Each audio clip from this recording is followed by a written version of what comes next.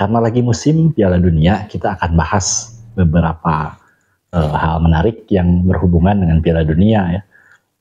Julukan-julukan dari 32 tim peserta Piala Dunia. Nah,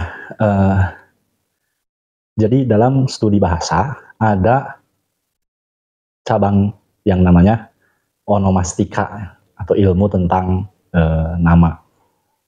Jadi nama-nama ini juga kadang-kadang berhubungan dengan nama-nama julukan untuk orang, julukan untuk satu tempat, atau dalam kasus kita sekarang ini julukan untuk tim-tim sepak bola, tim-tim nasional yang menjadi peserta Piala Dunia.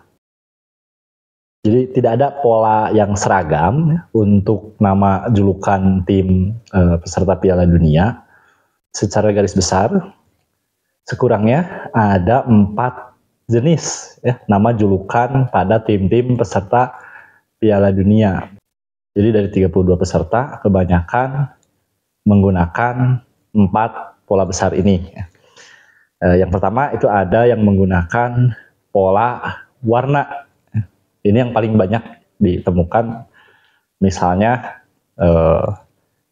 Argentina, wakil dari CONMEBOL dari Amerika Selatan, itu nama julukannya La Albi Celeste atau tim biru langit. Ini kan merujuk pada bendera nasional mereka. Albi Celeste itu ya putih dan biru langit ya, artinya. Atau ada juga yang seperti Qatar ya. Qatar itu julukannya The Maroon ya.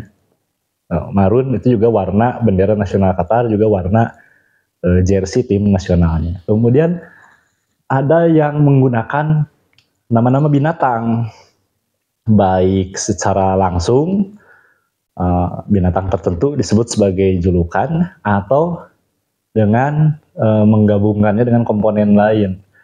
Misalnya Inggris, England, itu julukannya The Three Lions. Jadi The Three Lions ini sebenarnya mengambil dari logo Football Association ya, persatuan sepak bolanya Inggris. Kemudian ada juga yang seperti Socceroos. Socceroos itu julukannya tim nasional Australia. Nah, Australia ini terkenal dengan binatang namanya kanguru. Kanguru itu kan bahasa Inggrisnya kangaroos. Nah, digabungkan dengan kata soccer jadi Socceroos. Kemudian ada juga yang memang menggunakan nama lokal untuk menyebut tim nasional. Misalnya begini, Brazil itu suka disebut tim Seleção.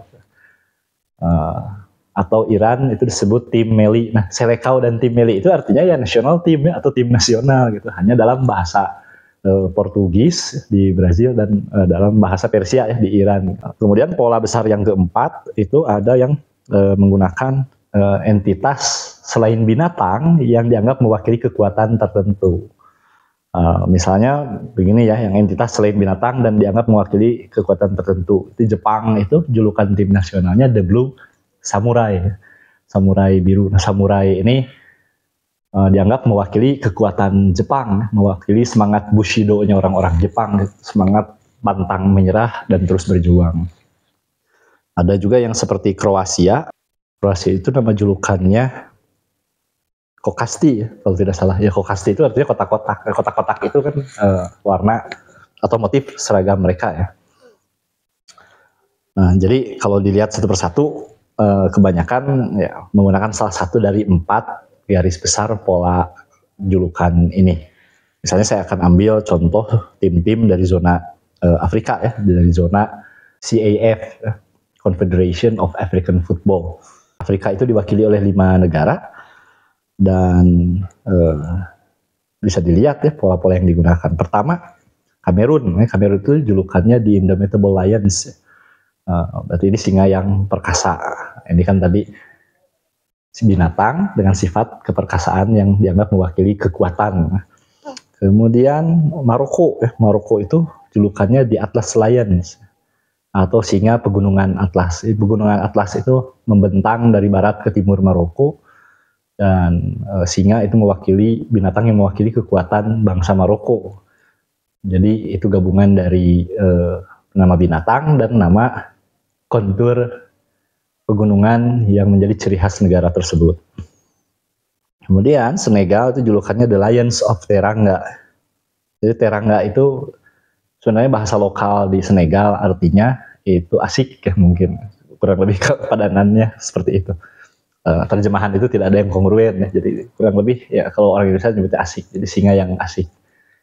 Singa ini kembali ya melambangkan keperkasaan, sementara ke asik di situ mungkin ya Teranga di situ mewakili sifat atau gaya hidupnya orang-orang Senegal ya.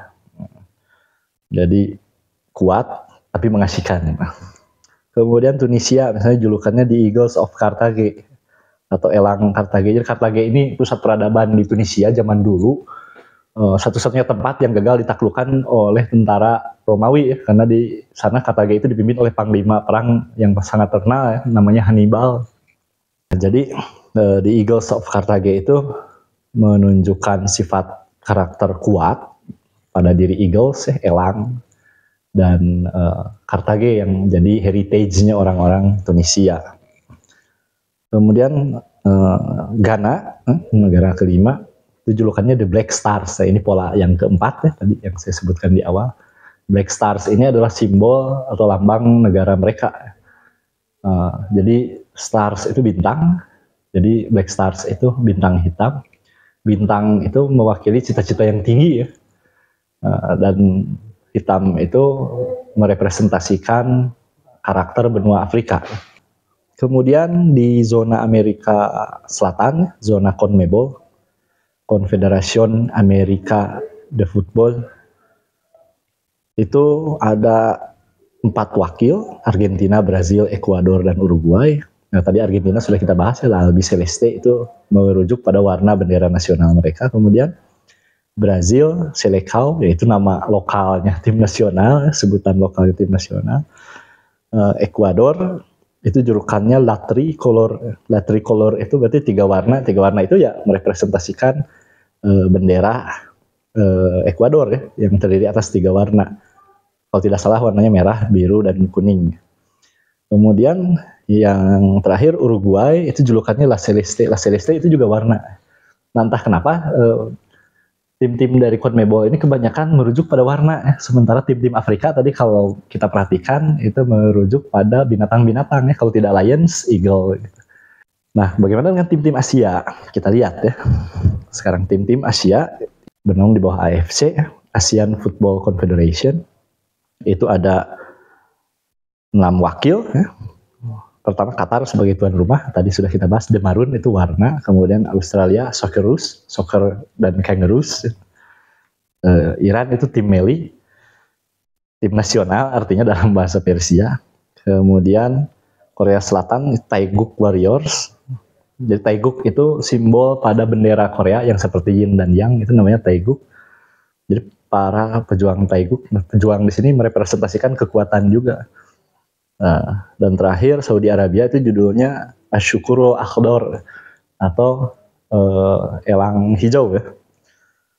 Nah, kalau dilihat Asia ini yang paling variatif nama julukannya, dia tidak kebanyakan merujuk pada binatang atau pada entitas tertentu atau pada warna saja. Jadi sangat variatif ya negara-negara Asia ini. Nah, terakhir negara Eropa itu ada 16 wakil. Bisa dilihat satu persatu, pasti tetap mengikuti pola yang 4 tadi. Kita akan ambil beberapa contohnya saja, misalnya Perancis, ya, Le Bleu itu warna ya. Kemudian Belanda, di orange, yaitu oranye warna juga. Polandia julukannya itu Bialo Czerwony, artinya putih merah, itu warna juga ya, warna bendera juga. Dan kalau diperhatikan ya, tim-tim Eropa itu kebanyakan mengambil julukan dari warna. Nah, ini mungkin menggambarkan sifat umum para penduduk di benua masing-masing. Bisa jadi. Dan Asia itu sebagai benua yang paling penuh warna, maka julukannya pun sangat bervariatif. Sementara Afrika, ya Afrika identik dengan alamnya yang liar, banyak satwa-satwa yang eksotis, maka banyak julukan yang mengambil nama-nama satwa. Dan terakhir, Eropa, ya warna ini entah ada hubungannya atau tidak, mereka ribut ya, soal hak-hak LGBT di Qatar menjelang Piala Dunia. Ya, silahkan Anda interpretasikan dan lihat seperti apa. Tapi sekurangnya begini ya, memaknai nama-nama julukan tim-tim nasional ini bisa melihat dari berbagai perspektif. Kita bisa menggunakan berbagai perspektif untuk menganalisis nama-nama julukan tim nasional peserta Piala Dunia ini.